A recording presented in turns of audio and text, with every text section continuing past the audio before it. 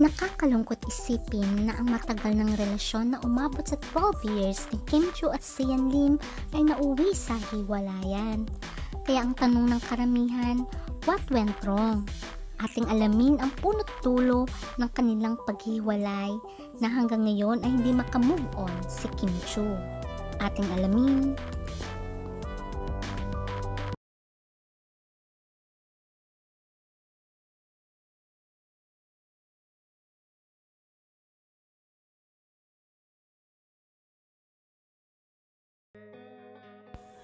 Isa si Kim Chu na maituturing na isa sa pinakasikat at successful celebrity sa panahon ngayon. Mula nang itambal siya kay Gerald Anderson na naging boyfriend din niya at sila ay naghiwalay at natagpuan niya rin si Sian Lim at nagkaroon din ulit sila ng relasyon pero humantong din sa hiwalayan. Besides sa pagiging successful ng kanyang career, ay ganoon naman kalungkot ang kanyang buhay pag-ibig. Ano ba talaga ang nangyari sa kanilang pagmamahalan? Ang dating masayang relasyon na umabot sa 12 years ay nauwi sa hiwalayan. Hanggang ngayon, marami pa ring fans ng Kimchi ang nagtataka sa biglang paghiwalay ng kanilang mga idolo. Dahil wala naman sinabi si Kim at si Sian kung ano ba talaga ang punot dulo ng kanilang paghiwalay. Third party kaya talaga ang dahilan ng kanilang paghiwalay?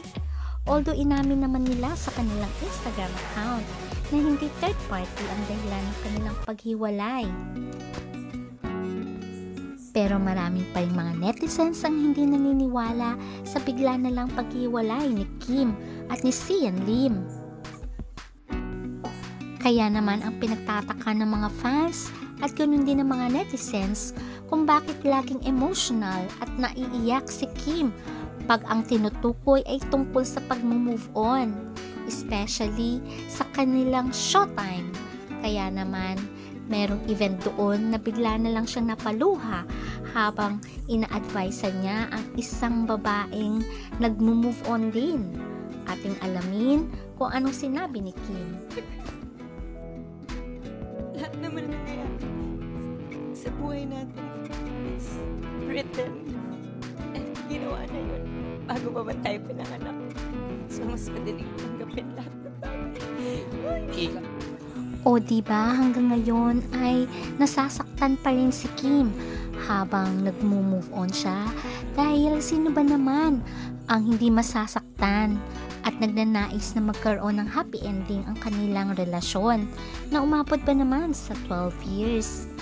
At ang nakakasakit pa ay kitang-kita at obvious naman na lagi magkasama si Sian Lim at ang producer na si Iris Lee.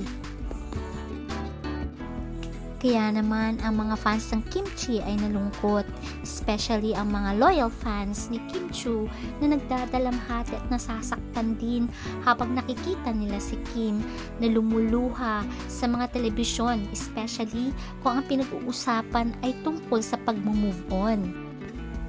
At ang nakakalungkot, ang mga fans ay nagwi-wish na sana sila magkatuluyan dahil very close na si Kim at Sian sa bawat pamilya ng isa't isa. Kaya marami talagang nanghinayang sa kanilang dalawa. Although nalilink naman ngayon si Kim sa kanyang kapartner sa Korean series na What's Wrong with Secretary Kim na si Paolo Avellino. Lalo na magbigay si Paolo ng flowers nung Valentine's at makikita nga sa caption na okay lang na walang boyfriend, may flowers naman. At ang sagot naman ni Kim ay copy po. Pero ayon nga sa mga insider ay magkaibigan lamang daw ang dalawa dahil ang totoo ay nagkabalikan na sina Paolo at Janine Gutierrez.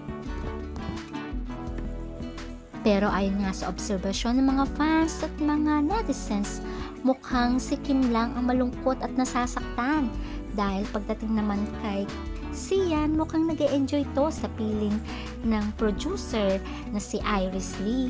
Ano sa tingin nyo? Third party nga ba ang dahilan? Please comment down your thoughts. hanggang ngayon ay mararamdaman pa rin ang pain na nararamdaman ni Kim Chiu. Kaya wish na lang natin na sana one day ay makakita rin siya ng taong magmamahal sa kanya ng lubos. Kaya abang-abang na lang tayo and hoping for the best for Kim Chiu. At ganun din kay Sian Lim. Hanggang sa muli, bye!